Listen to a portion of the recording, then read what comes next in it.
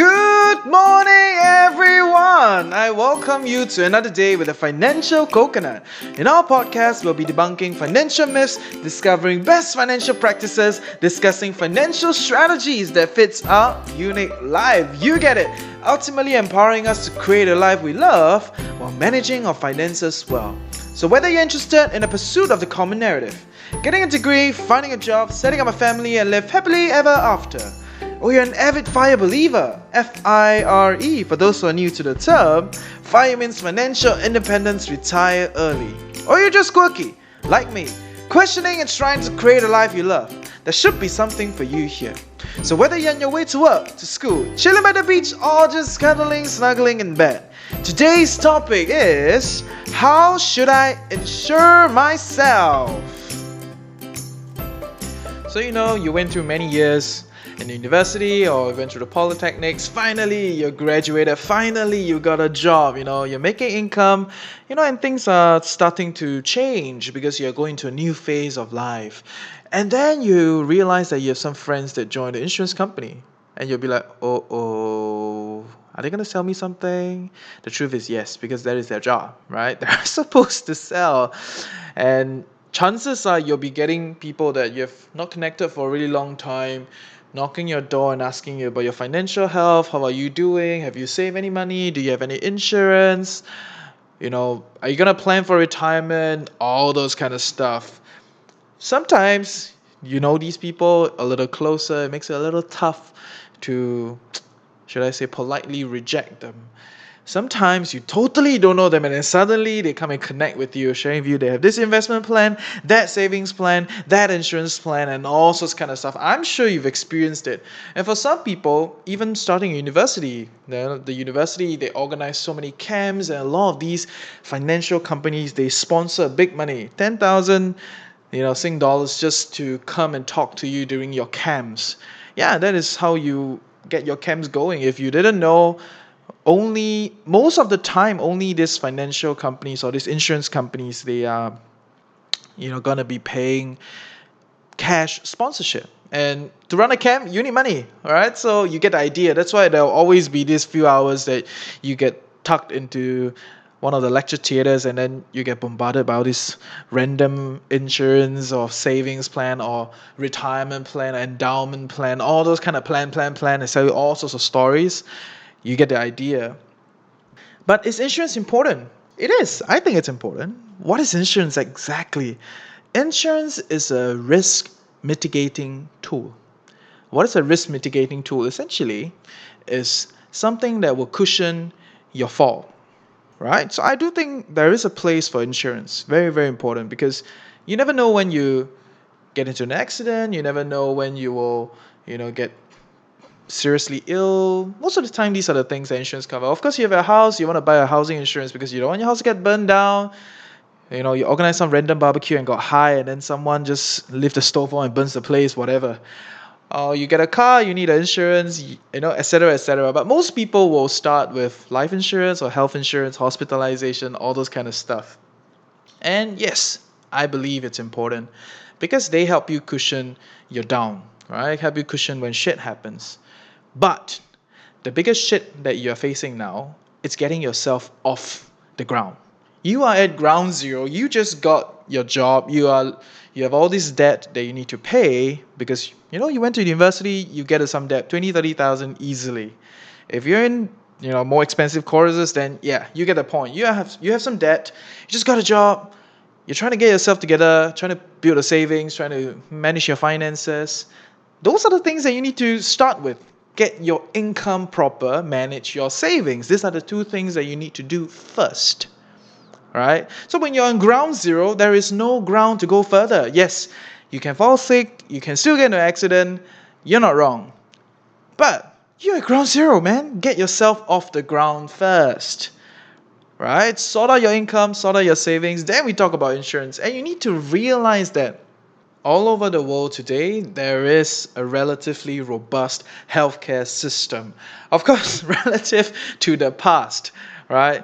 Today, in the UK, you have things like NHS, and all over Europe, you have a lot of very developed healthcare system. Of course, in Singapore, we have our own healthcare system. Whether is it the Medicare, Medishield system, or whether is it the polyclinics where provide public, healthcare support, or is it the public hospitals, etc., etc. We have a decent healthcare system. And when you join a company, you have company insurance. Of course, if you join an MNC, it is a given. More or less, most MNCs will give you decent company insurance. What is an MNC? Multinational corporation. Essentially, these are huge companies that are everywhere. They're not just in Singapore, but so happen that Singapore has been a HQ for many of these MNCs, and so you get employed in an MNC pretty easily. Of course, if you're in an SME, maybe not. Small, medium enterprises, most of the time, they may not provide healthcare or may not provide company level insurance. So check with them, make sure you get a good idea. So you realize that there is some support from the state system, there's some support in the company systems, and then you look at whether do you want to buy more insurance on your own. Which brings me to the case that you tend to be over-insured because my goodness, you have so many protection layer. And when you're just starting, like I said, you need to get yourself off the ground first. Settle your income, settle your savings, then we talk about insurance. But because a lot of these agents are salespeople, which is perfectly okay, they will tell you all sorts of things. You need to buy this, you need to do that. What if this, what if that? There is a lot of fear going around, which is what I'm uncomfortable about. I'm not uncomfortable that there's such a product because this product, I think there is a position for it in our financial health. And there is a course that many of these agents need to do, whether it's to get the M5, M9 license, all sorts of different licenses that they need to get before they are accredited to sell you all these insurances. So kudos to them. That is not an easy job. But we need to know as consumers, how do we then insure ourselves? And today I'm not going to be able to tell you exactly how to insure yourself because firstly, I'm not accredited. I'm not accredited and I don't want to get in trouble. And the next is, it's too complicated, it's too unique to everyone. Right? It's too unique to everybody depending on your case, what you need, what are you looking for, etc. Then your insurance then comes into play, knowing what you actually need for yourself. But I still have some points to share with you as to how do I insure myself and how I feel you should insure yourself. And the first point is never ever get insurance from a newbie. Someone that is new in the market, just got their license, fresh. They have barely been in the business for 3 years, 5 years. Don't get from them. There will be tons of people that will give them a chance, okay, but just not me. And I'm going to share with you why. You may think I'm a little bit of an ass, but I'm going to share with you why. So you have a friend, just got their license, come knocking at your door. It can be a very good friend, you trust them, and then they'll be like, oh no, you gotta buy this, you gotta do that, you gotta get this, and then you'll be like, oh, okay. And then you get into a lot of like monthly payments. You gotta pay for savings plan, you gotta pay for your insurance, you gotta pay for your endowment plan, pay for a retirement plan when you're barely 25. It's gonna wipe out most of your monthly income, and you're not gonna have much savings, you're not gonna have much investments of your own because they will also sell you the idea that, oh no, you can invest with us, you can save with us, we're a one-stop solution, blah blah blah. But the reality is, it is a lot more complicated than that. And don't get me wrong, I trust my friends, whether or not they do insurance. I trust them because they're my friends. I trust that they will be my friend. Right? You get the idea? If there's someone that's bullying you in school, you can trust that that guy will continue to bully you in school, or maybe a girl. Either way. So trust essentially means consistency. Someone is consistent, that's why you can trust that they will continue to do the same thing. So I can trust that my friend will always be my friend because of whatever that has happened. You get the idea? It doesn't mean that I trust this person to be my friend. I can trust them with my financial health. Right? So don't misuse the idea of trust and learn to segregate that. Trust actually just means you can believe that this thing will continue to happen because it has happened before. That's why you can trust it. Right? So I trust my friend to be my friend because we've been through ups and downs, we've gone through stuff together, and every time they are there for me, and yeah, I can trust them. But that doesn't mean that they are new in this line. I can trust them. And I'm going to share with you some statistics. I don't trust new guys in insurance because A research done by Centric Consulting has shown that about 83% of people quit in the first year. In the first 3 years, 83% of people that joined the insurance industry quit in the first 3 years. And 30% of them quit in the first 3 months. So it is a tough business. It is complicated. Technology is coming in to take over a lot of stuff.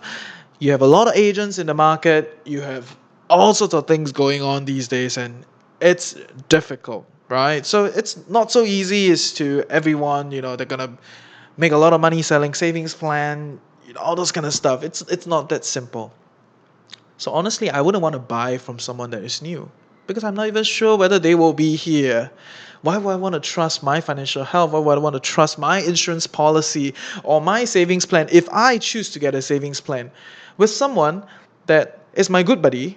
We've been having fun together for like 15 years, but they just start this thing and I'm not sure if they will last for even more than 3 years because statistics tell me that most people don't last for more than 3 years. It's not because I don't trust them as a friend. I trust them as a friend because they will always be my friend. But I don't trust them with my financial health because statistics tell me that most of them will not last. Right? So never get from a newbie. They're just new to the game. They may have some package that got them to join, or for whatever reason they're in the industry and they're new, they need to go through that rigor. So I don't trust any newbie to handle my financial health. You get the idea? So never get from a new guy. There will always be people that give them the chance. There will always be people that will buy from the newbie. It's fine. It's just not me. Maybe just not us. You get the idea? And yes, if you feel that you need to get an insurance agent, you want someone that you can trust, not your friend, but someone you can trust that understands financial health, understands insurance, understands the different aspects of your life. What's the person that you can ask? Ask your mom. Always ask your mom or your dad or someone that is senior. You look at them, you feel that they can manage their finances well. Someone in your family, your uncle, your aunt, whatever. They definitely know someone that they trust with their insurance. Ask them. And these people that have helped them for an extended period of time, they have shown some record, right? So ask them, get them to introduce you their insurance agents. You get the idea? Cool stuff. Which brings me to my second point, is that you got to realize that buying insurance, you can always upgrade. You can always upgrade, you can always buy more, you can always increase your premium. It is fine. No hurry. No hurry at all. Buying insurance or getting some sort of financial plan is not like going to the dim sum restaurant, hey, the push cart is here, hurry, hurry, hey, wow, got siu mai ha gao, everything, or go to get the egg tart, it's almost finishing. Sometimes I see how Singaporeans eat dim sum, right? Okay, I get the idea. Huh? Many of us are a little bit too excited when it comes to buying things or when it comes to consuming things, but recognize that this is not dim sum. This is not your Sunday high tea or Sunday brunch. It's not a buffet. When you take on any kind of insurance plans or savings plans or investment plans from all these agents, this is something that's going to be with you for a while, for a good while. Can be 5 years, can be lifetime, it can be 25 years, whatever it is, it's going to be a long time. So you want to be able to manage it. You want to be able to be in a comfortable position because this will be the first thing that goes if you get into any shit. If you lose your income or for some reason something happened and you can no longer manage your finances like how you used to manage, that means your income, your expenses, your investments, your savings, your insurance, they jumble up because of some things happen. It's no longer the same as how you were managing it. The first thing that you will let go, chances are, is your insurance. Right? So, and you need to realize that when you terminate early termination, you get penalty. You lose your savings, you lose your investments, you lose some sort of insurance, etc., etc. You get penalized, much like many other things, because when you sign an agreement and you don't meet that agreement, you get penalized. Welcome to the real world. So why not take on something that is comfortable? if you really feel you cannot save on your own, right? There's a lot of insurance people like to sell this savings plan. If you really feel that you cannot save on your own and you need a company to save for you, my goodness, it's okay. Start with $50, $20, $50, $100, whatever. You don't need to do like 200, 300 for the start, right? You want to be in a comfortable position so that you can keep up with it. Keeps it simple. If you need a health plan, you need a hospitalization plan, get it, but get something that it's comfortable. You don't need to plan for retirement at 25. You don't need to plan for what endowment plan. They will ask you questions like, how much do you want to leave for your family? Honestly, I just want them to be happy and healthy and go through whatever that they need to go through. I don't need to leave anything behind for them. You get the idea? And some people say, you're so bad, you don't want to leave anything for your family. I'm like, seriously, the only thing that anybody brings away from this living is experience. So if you think that buying a plan that when you die or if you get into an accident will give your family $1 million, you are kind of thinking like a jackpot kind of thing, right? But in reality, many of our families just want to spend time together. Full stop. All right. So all these people, these agents, they will sell you all sorts of stuff and sells you all sorts of stories, and that's how they sell. That is on their end. But on our end, as smart consumers, as people that are financially smart or wants to be financially smart, we got to realize that any plan that we buy, it's here to stay and it's here long term. And I don't even know what's going to happen in the next 2 years or 3 years or even next year. How is it so easy for me to commit to 5 years, 10 years, 15 years, 25 years? It's crazy, right? Especially when you first got your job. Just graduated, got your first job. Honestly, do you think you will like your first job or you will stick with your first job for 5 years? I highly doubt so. It's normal because we are all in this process of experiencing, questioning life, trying to understand what we like, what we don't, what kind of job can we stay, what is just a fad, or maybe something that we thought we wanted may not be what we actually want. It's all a discovery process. And in this discovery process, I honestly don't think that we want to take on too many financial commitments. It's not going to keep us nimble. It's going to keep us stuck. And if we have to cut off certain things prematurely, it's going to affect us. We're going to lose certain things. So why? For what, right? So realize that you can always upgrade. There's no hurry. Take your time. All right, so the first thing is never get from newbie. The second thing is you can always upgrade. Take your time. No hurry. Find someone that you can actually trust. Someone that has experience in the field. 5 years, 10 years, they know. And they know they have clients like yourself. Which brings me to the third point, which is review, and review. Don't use the Bata mindset now. Okay, for those who are not from Singapore, Bata means buy and throw away, right? Essentially is this shoe shop that sells really cheap stuff and it's called Bata.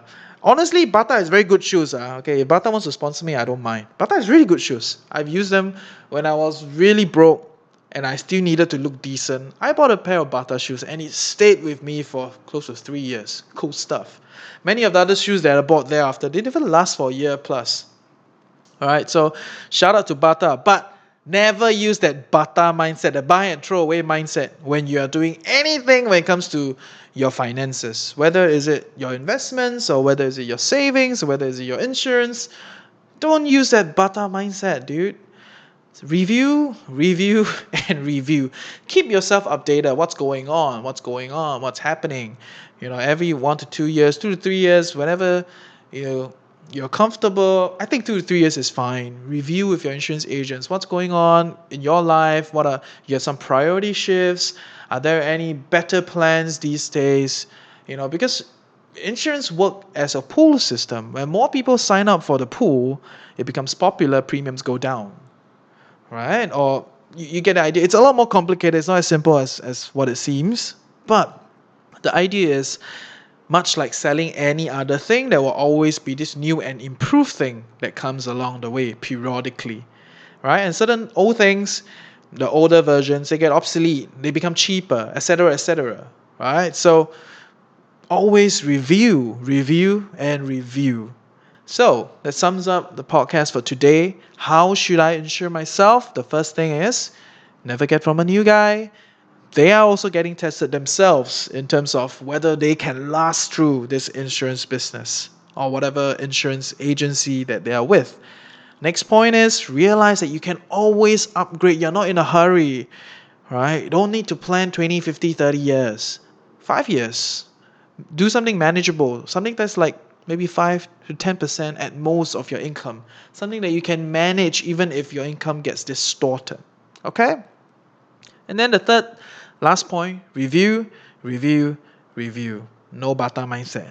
You get the idea? Okay, I hope you learned something today. See ya! Test, test. Hey! I hope you learned something useful today and truly appreciate that you took time off to better your life with the financial coconut. Knowledge is that much more powerful and interesting when shared, debated, and discussed. I hope you will share what you have gained with people you love, and I want to hear from you. Give me some questions and help me along with building our community of financially savvy coconuts. I hope together we can fulfill our curious minds and our desire for clarity. Email me at thefinancialcoconut@gmail.com or message me on Facebook at The Financial Coconut. I will do my best to address your questions in future podcast series, especially if many people are concerned about the same topic. With that, have a great day ahead, stay tuned, and always remember, personal finance can be chill, clear, and sustainable for all.